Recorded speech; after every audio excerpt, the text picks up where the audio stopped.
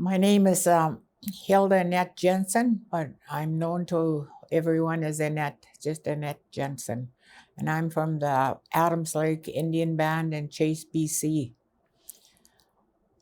The history of our diabetic conference here at Penticton started way back when Sandy Burgess first came and asked myself and Sharon Cullen. She was a nurse. They were nurses that covered the areas of Adams Lake and the Sconlith and Little Shuswap right up to Vernon. They covered all that area. And then there was so much diabetes going on by then that Sandy said the Health Canada is providing dollars for each band to do workshops for their people in their own communities, and nobody's doing it. So he says, how's this idea that we put on a big diabetes like conference, and then from there we'll teach the community workers, community representatives, how to set up their own in their communities, because they're not using their dollars as it should be. So we'll do that.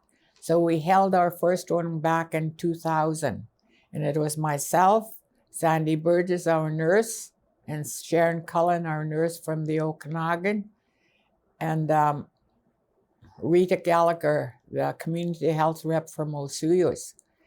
And we invited Nisconlis and Little Shuswap to join us because of it's supposed to be the Okanagan and Shuswap bands together. But I was the only one that came from over at the Shuswap until later on. My cousin Yvonne Arnouz, she came on board until her death, and I can't remember when she was gone. But our first conference was so overwhelming. We didn't think we were going to get that much people, but we got even then we got over 300 people. And then some were still trying to come, and we had to close it. And after the first conference, while we sort of kept our ears out to see if anybody was doing anything in their bands, but the people start phoning in to our coordinator, who Sandy Burgess hired at the time, because we needed someone to do the paperwork and also do the financial things. And so the people kept phoning each one of us, when were we going to hold the next one? So then Sandy said, well, it sounds like we'll have to hold another one. And so that continued. And people, they did try to start their own back in Prince George Way for the north, but it only went for that first year, and everybody just kept coming back here. And eventually it grew even bigger. And it didn't start only with our band members here, around here in the surrounding area. People started coming from the coast, from the north, from back east, all across Canada. And people even started coming from down the United States to come to our conference. And as the years went on, they just kept asking us, are we going to have another one? So it became an annual right till 2020 now.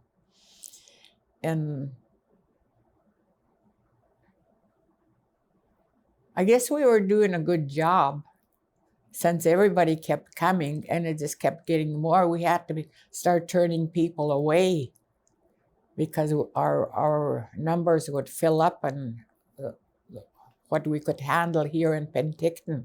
We held this conference at one time. We tried it at Little Shuswap at the Cloud Lodge, but their facilities were too small, and also there was no hotels close by for the number of people that came. And so we came back here. We came back to Penticton, and we became like partners with Penticton Hotel, and Donna was close to the workers here, so that each year we were trying to keep our costs at the same price, not the same price, but where the people could afford it. And that was one of the other reasons we've remained here in Penticton. And we, as big as our conference has become, this is the only hotel that can accommodate the BC Aboriginal Diabetic Conference because of the size that it grew to. We've looked around other places, but no, we couldn't. What else am I going to say? What else? What else do I have to?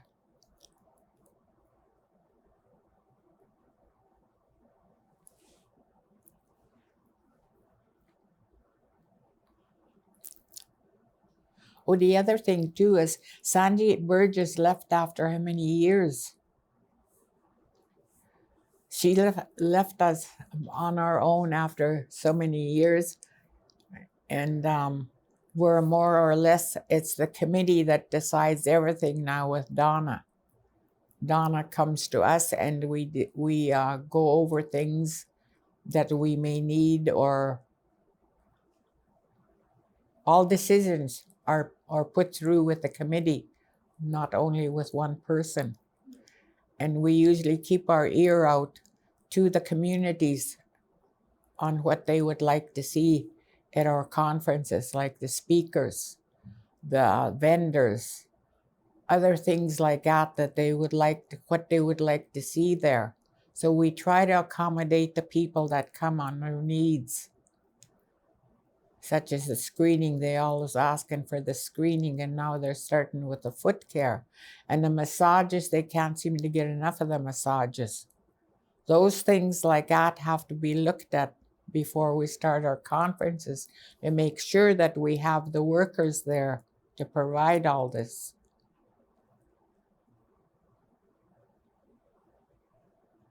I think she's touched on all of that. I think that's good then. Unless there's anything else you wanted to share. And we're sorry if the costs keep going up, but as everybody knows, there's inflation. And so with the meals, we had to cut back on quite a few things if people are. But we're going with the diabetic person that set all this menu up in the first place, which was Sue. What was her name? Suzanne. That's who else came on. Who?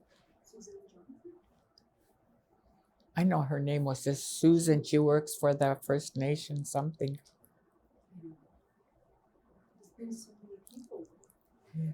But I remember her as being with us all the time, and she did the menu and the workshop on that.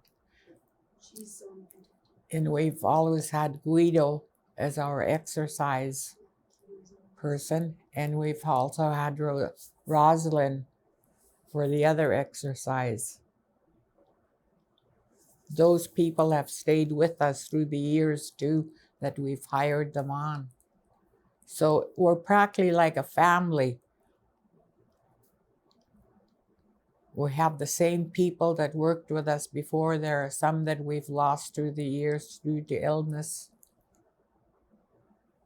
Not them retiring or quitting from us. It is due to a lot of illness. We've lost a few members that were on with us.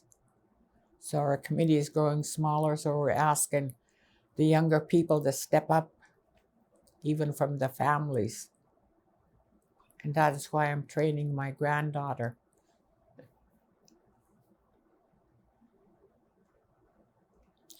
And I assume we're going to have the same film crew through the years until we're gone.